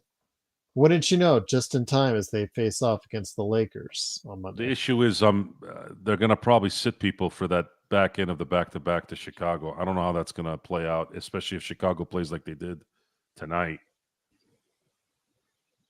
I was hoping for 3-1 before tonight. If they aren't focused, cross on my fingers for 2-2, but can be worse than 2-2. Based off tonight's performance, I'm going to go 2-2. That's my prediction, 2-2. But 3-1 would be ideal. 4-0 would make this and the Milwaukee loss a little bit less of a hit. And again, it all comes back to what we saw on Thursday, Joe. And, you and I was just fielding a bunch of comments from the other day on that issue. And, we got a ton of flack back at us about our positions, about how you shouldn't throw away games like these at this end of the season, at this time of the season, when so much is at stake. I don't want to say if you feel justified or vindicated or anything like that, Joe, but really when it comes right down to it, when we say these things, guys, we don't say them as, like you said, El Torino, Gran Turismo, those type of things with Clint Eastwood saying, old man, I'll get off my lawn type deal. We say them because we evaluate things and have been evaluating these things in the NBA for decades. And over the course of decades, you understand that it is so much more difficult the lower seed you are in a particular conference. Joe and I, over the past few days, have been reiterating how hard below a number 2 seed it is to go far in the playoffs. But you guys still don't get it. You still don't get it. And you guys let us have it. Now, 2 days later, after a loss, essentially they punted 2 games, Joe. Essentially, they have punted 2 games in a row at a critical point in the season when you can't afford to punt 2 games. No, you can't. If the Lakers had, let's say if they had Jakob Poeltl as a center, let's just say, and then they had a DeMar DeRozan. I'm trying to pick realistic players that have good skill sets. Not, I'm not looking at DeRozan from 2016 DeRozan. I'm talking about now. If you had a DeRozan and a Poeltl on this team, and you really wanted to save yourself a little bit for the playoff run, I'd be like, okay, let's see if they can make this work. But they don't have those guys. They don't have a player that can really make you pay when the first 2 or 3 options are done. Because as good as Austin Reeves is, as good as Luka and LeBron are, you still need a guy that can. The Lakers still needed Robert Horry. They still needed D. Fish to hit certain shots that it just takes a special player to do. Ron Harper hit a game winner even in the first years of the three-peat. One of the really, really good clutch shots that I feel like even Laker fans don't talk about is that Game 3 in Portland. After Portland beat the Lakers in Game 2 in that Western Conference Finals series, Kobe found, and this was Ron Harper, by the way, folks. This is Ron Harper who said, "I'll be open. Get me the ball." Kobe dribble. His defender sagged off a little bit. Ron Harper probably knew that was going to happen. He said, "Just give me the ball, drop it." And he did. They ended up winning that game and went up 2-0. I'm sorry, 2-1. They need that kind of player. They need like a player that it's not just the guy that's controlling the ball like Austin or Luka. Somebody that can just get the ball and score the second he gets the ball, or if he's in a certain spot. And then as far as somebody like Poeltl is a bona fide starting center in the NBA, someone who isn't also making 40, 50 million a year.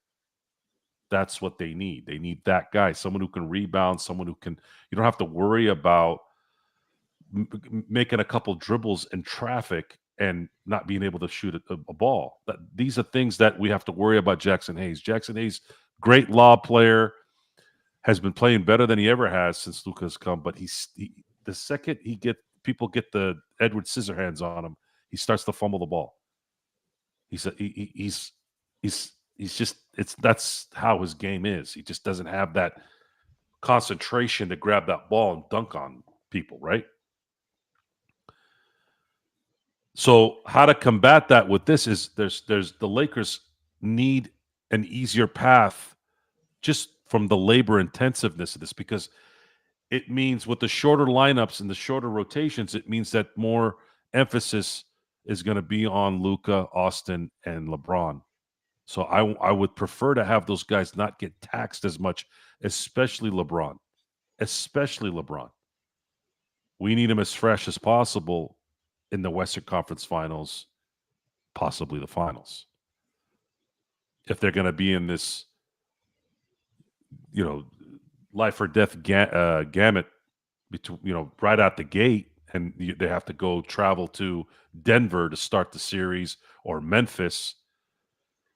It's not going to go well. The role players are not equipped to play on the road in the playoffs. This is not that kind of team. But we do have to go ahead and keep getting through this again as the Lakers head out on a 4-game road trip. The Lakers tonight just didn't get it done. Yeah, and the reiteration, the reiteration of us talking about softness and weak, that has more than just basketball behind it. I'm never going to do a TED Talk. I'm never going to do an interview really deliberately trying to talk about how to live your life. I don't do any of that shit. This discussion just falls in line with what we're talking about, and maybe I'll throw a little bit of who I am here and there just because it's part of the dialogue. But you guys want to learn a lesson, is if there's anything to learn, you want to learn every day if you can. Being soft is just not a way to live, because I see it. I've seen it so many times.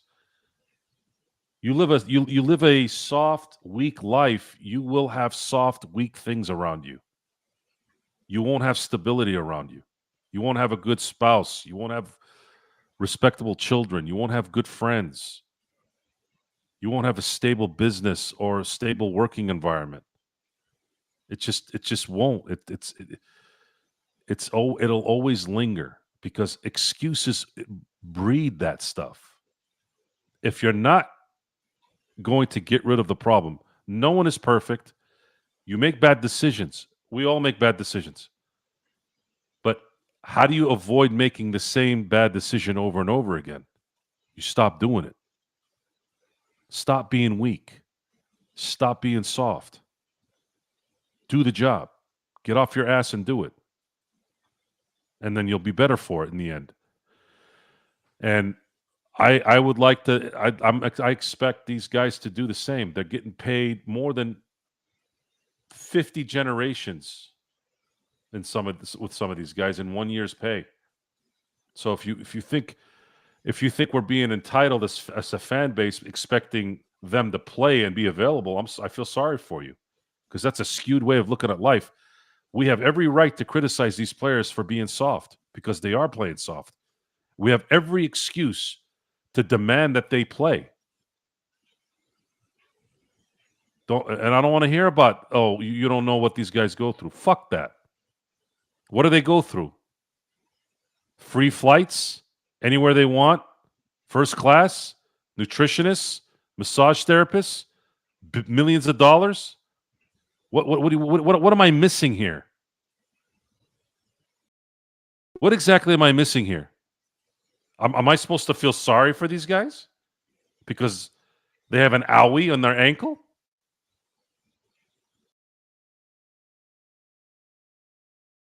You don't want to play 82 games a year. You want to play 60?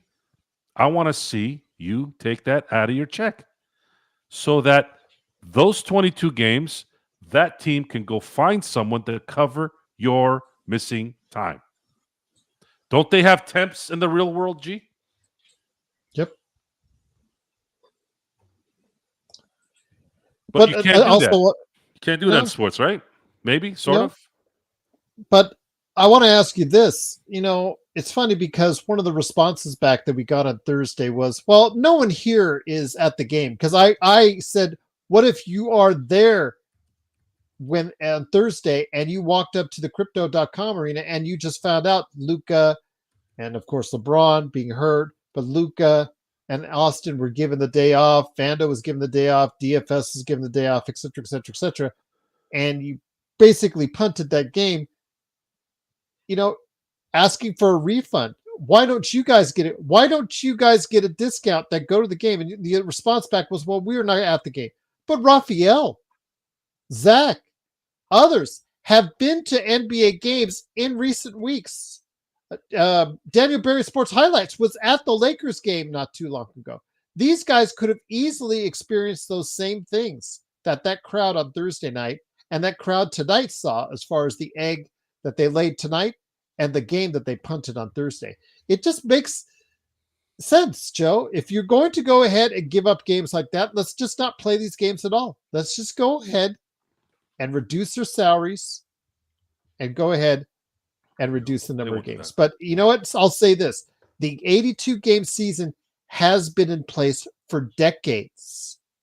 And even though NBA Chilena, as I left you on WhatsApp, Joe, that message that he posted in regards to it, and there was others about the 80s and 90s, what have you, that they were one someone would try to justify that, oh yeah, they were taking cocaine at the time, so that's why they could do what they did as far as that's concerned. Okay, I'm sure every single player was on cocaine at that time, Joe, during the 80s and 90s. But all right, if that's what you want to say, fine, so be it, whatever.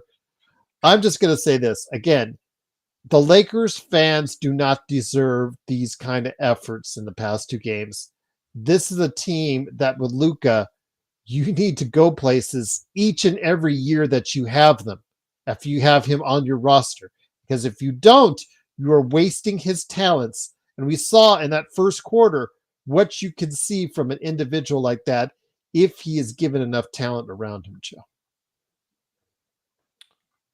Yeah, it's going to be an important summer for the new era of basketball in LA. The results of this season won't really, other than winning a championship, won't really be fulfilled.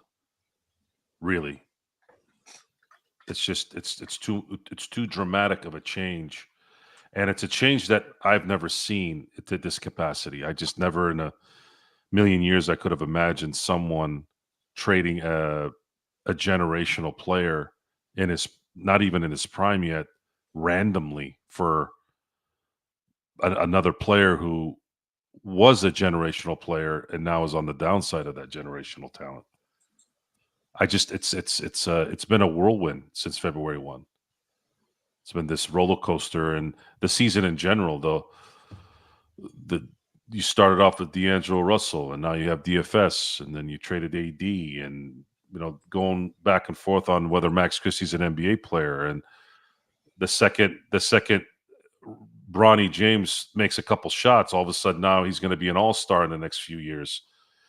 It could be exhausting for some people, and then you have people out there interpreting things that you're saying the way they are. Okay, get in line. If you can't hack, if you think it's bad now, wait till you're actually really out there. It's not. The interpretation is going to be different no matter what you say, what you do. There's going to be people who think you're doing something one way, and then there's this maybe a couple different other people who think you're doing another way, and you're saying, how can I be both? I can't be both. Which one is it? I'm just going to say this, Joe. Okay, if you're going to respond to us by giving I haven't seen Luka Sanfilippo in a while. Yeah, and this is what he comes up with. First of all, he didn't start off the sentence with a capital. Second of all, my name is Gerald, not Gerard. You spelled that wrong. You can blame Danny for that. And then second of all, or third of all, excuse me, is that sorry or scary or skew? He probably meant sorry. That's even better than the Earth one that you did, Joe. So okay, there you go. And yours said you did yours intentionally. I'm going to give you credit for that one. But yes, if you're going to respond back and saying we're full of BS, at least spell it. I'm just enjoying Xbox and Sports Babies. Oh yeah, that was great. That's the best part of the game, was that you and John were going off on each other, and in the comments, Joe, Xbox and Sports Baby were going off. That was absolutely our finest, outside the Lakers losing, of course, our finest stage and chat performance on playback ever was tonight. If you guys want to go back, I am going to try and leave it up, hoping I won't get any copyrights for that. Yes, it is, of course, on our YouTube channel right now. So people like what they like. People like what they like. If it's the usual BS, I don't know what the usual BS is, I guess, unless it's discussing weak ass bitches out there. Yeah, I've been reiterating that. We've been talking about that a lot for a while. And usually what the old saying is hit a nerve, hit a target. So Luka, did we hit a target there? Did we hit a nerve? Are you feeling like one of them pussies that we're talking about? Because that's what it sounds evidently. Like. Yeah, evidently, because again, you're not bringing anything to us. We have been proven more right than any of you guys that were talking smack to us on Thursday or tonight because of what we said. And maybe that's part of it. The fact that we came out right with it. Yeah. And again, we're not here to be right. We're We want the analyzing. Lakers to win. We want them to win. But winning by scaling back, it doesn't work out usually. It just doesn't. It doesn't. It sets bad habits. It sets a precedent of bad habits. If you're in denial of that, then that's on you. And the same people who are sitting there talking about Bronny James being an NBA player last night because there's nothing else to talk about after him dropping a negative 36 in the plus minus category. What do you want? What is it you're actually doing there when you're talking about that kind of stuff? Did you watch the game? Did you see how he got his points? And what difference does it make? Seriously, what difference does it make? Are we here to worry about what some G League player is doing because his name is James? Or are you not focused on the fact that you had essentially a G League team playing an NBA team at home because you felt like you could punt the game? These are the things we're talking about. You're concerned with the X or the Twitter or the social media trash. Get your asses off your phone looking at stupid ass memes and skanks all over the place. That stuff melts your brain. Now, unfortunately, I have to go through this shit because when you own a business, social media plays a big part in things. So you run into all this stuff. Plus, I have friends that send me shit all the time. So what is it that you're trying to get? What is it? What BS that we keep telling you? Is it something that maybe reminds you of your parents telling you what to do or who you are, what you should be? I don't know. I don't know. Yeah. I needed more emphasis on what BS meant to him. Yeah, same here. I mean, you come with us at that with that stuff, and it's just like you don't elaborate. You just generalize. You generalize, and you just come back. Oh, what BS? What specify? What BS? Clarify your position. Spell and phonetically get it right so that everyone can understand what you're trying to say. But again, that's just minor nitpicking. If you're going to troll us well. This is our standard. This is our standard. Kobe Bean Bryant. That's our standard. And much like life in general, getting to that standard is probably not attainable for a lot of you, but at least trying to get there is admirable. But that's the standard that I saw for 20 years. So I'm scarred with it. I don't know what else to tell you. If that's an issue, that's a you problem. And if you think we're going to scale back because we're trying to adapt to the audience or adapt to how you want us to be, fuck you. Never. Ever. Ever. I'm never going to do it. It'll never happen. You can never convince anyone in their right mind that playing it soft, playing it weak is the right way to go. I'd rather have greatness 10 times than mediocre 30 times. How about that? Is that an easy way to explain it, G? I'd rather be great for 10 than be fucking average for 30. And all I can say, chat, is yes, Sports Baby and Xbox are friends. They're mates in Australia. Contrary to what the entire chat forum between those two have gone on here and on playback, those two are mates. And I'll just say that in Australian terms. So I'll just leave it at that. They're just as hilarious as you and John were tonight. If I have time, I'm going to try and see if I can make a short, or not a short, but I can make a video of that argument tonight. I really got to see if I can do it. It's hilarious.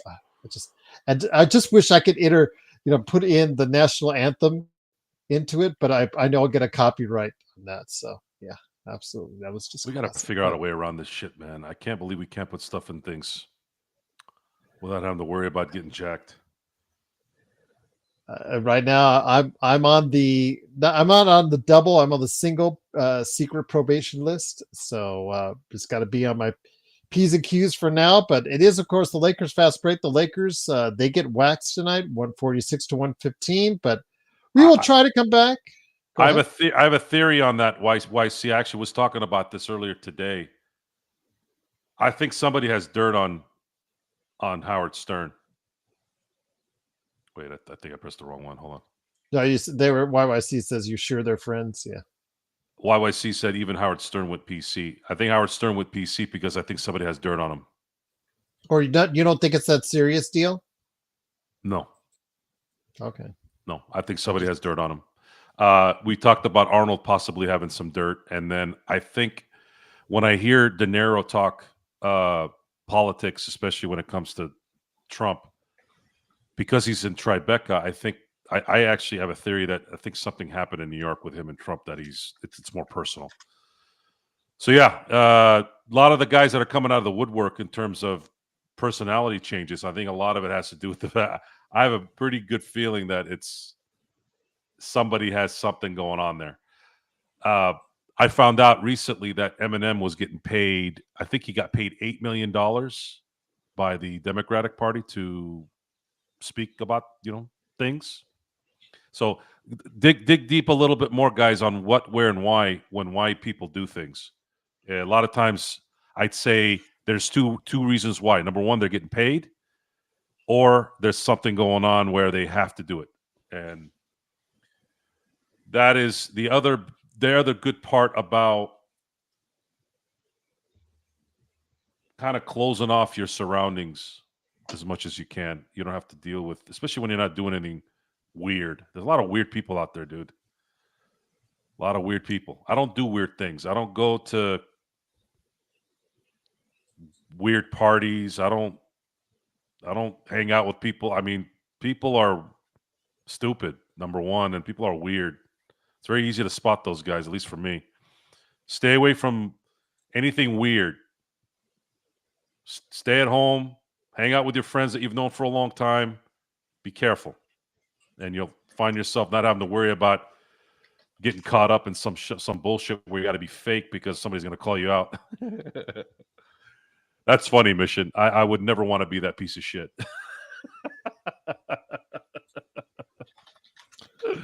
Before we head on out, just want to mention that an update on the ESPN bracket challenge for us. I don't know if you guys can see that, but lo and behold, after 3 days, look who is number one, Joe. Looky. Why do y'all have Duke? Oh, never mind. Sorry. Yeah, that's my man, you guys got a lot of Duke. Yeah. Duke win it all? Really? Yes, Duke to win it all. I told you, Joe, I said mainly chalk this year, and right now I am 96% correct on all 3 days, which is probably my best ever through 3 days. So we'll see how I get killed tomorrow, but this is probably my best performance ever through 3 days. 96%. I am in first. Z Money is right after me with 92.5%. Stone Hansen, give him some props, Joe. He had a terrible day one, but probably the best day two, because he moved from under 50% up to 87% right after day three. ESPN fan, he a whole bunch of numbers. I don't know who that is. He has a Houston championship pick there. He is at 87%. EQ is at 68%. JY in our chat right now is at 68%. Robert Wheeler, sorry, Robert, 59%. I am Easy Flash is at 59%. And Frito Bang, 14.8%, and I'll just leave it at that. I think Frito Bang was intentionally trying to pick the wrong team. Yes, it is not pink. It is Lakers purple and gold. It has never been pink. Joe is just blind as a bat, but we will just go ahead and leave it on that. But yes, Sports Baby said the Joe Soro experiment is coming soon. Talking about the Dodgers, Lakers, Steelers, NFL, Sports World, and more. So go ahead and check it out today. I got it right that time. The experiment is coming. You can just say experiment. It still flows. Experiment. It's still fun. But yes, make sure you like and subscribe to go ahead and get the latest notifications on when we go live on the air. We'll try to come back on tomorrow to get you prepped for the road trip. We'll see if Joe's awake when we want to go on the air. We'll see what that happens. But for now, it is, of course, the Lakers fast break. The Lakers do lose 146-115. Sports Baby like the term waxed, which is what the Lakers got tonight.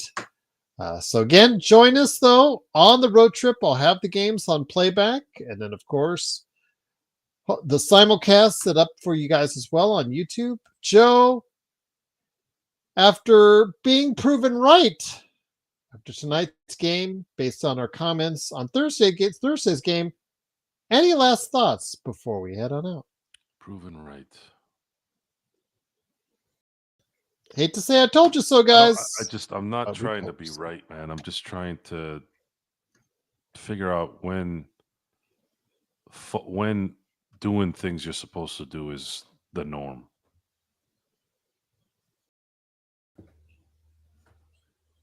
Okay. Things just get weaker and weaker, it seems, every year. But we'll see. We'll see if they can make up some ground here on the road. Maybe harness some next level focus. We'll be here to watch and we'll be here to talk. So enjoy. Maybe John will ultimately realize the inevitable that Jordan is the greatest of all time. Oh yeah, John is in denial, man. I mean, the fact that he just kept repeating everything. I'm like, what do you? I don't know what he was on. Well, they said the 80s and 90s players. He couldn't get off. He couldn't get off this 2016 run, but that LeBron had. I go, okay. So it became just a shouting match about how LeBron beat the best team ever. I'm like, that wasn't the best team ever. The best team ever is still in debate. The best team ever is still in debate. You don't know if it's the 96 Bulls. You don't know if it's the 01 Lakers. You don't know if it's the 86 Celtics. You don't know if it's the 67 Sixers. And no one knows that shit. 76 Sixers was a pretty damn good team. We don't know. It's all kind of... I can't know. I wasn't around in 67. I can't know. I wasn't old enough in 87 or 86. I was around for 96. I wasn't around for 72 for the Lakers title, 33 in a row. I was there for 01. And you've heard me say it, the greatest run I've ever seen in a 10-month span between two seasons is the 01 Lakers. They lost 2 meaningful games in 10 months. I don't see any odds listed yet, Sam, on ESPN when I go to the schedule for the spread. I'm assuming it's going to be anywhere from, 2 to 4, maybe for Orlando. But that's just a guess. Maybe as even low as the pick'em based on the action if a lot of Lakers fans bet on it. So we'll see. But I'd put it right now 2 or 3 for Orlando. So, all right. The Lakers head out on the road, needing a lot of wins. Can they get them? We'll find out. And Joe, this crowd tonight, I'm telling you.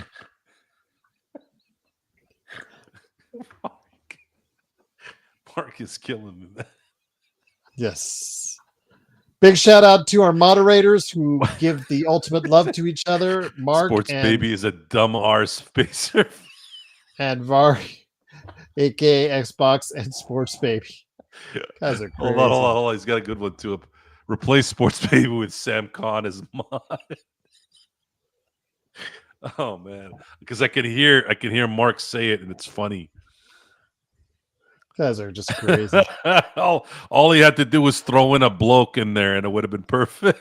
Yes.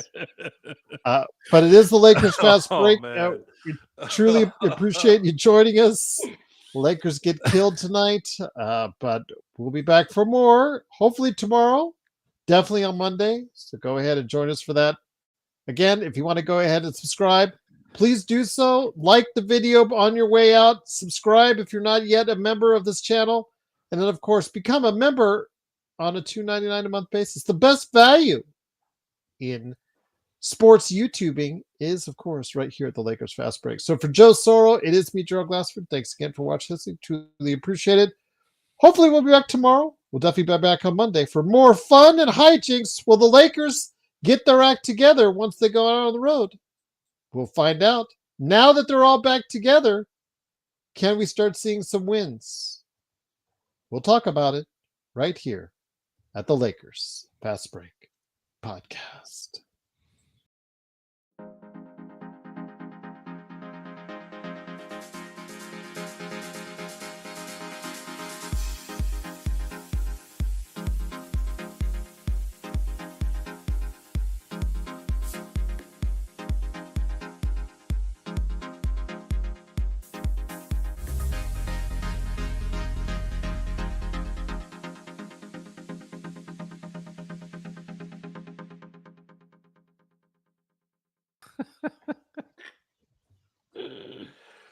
Oh, it was funny.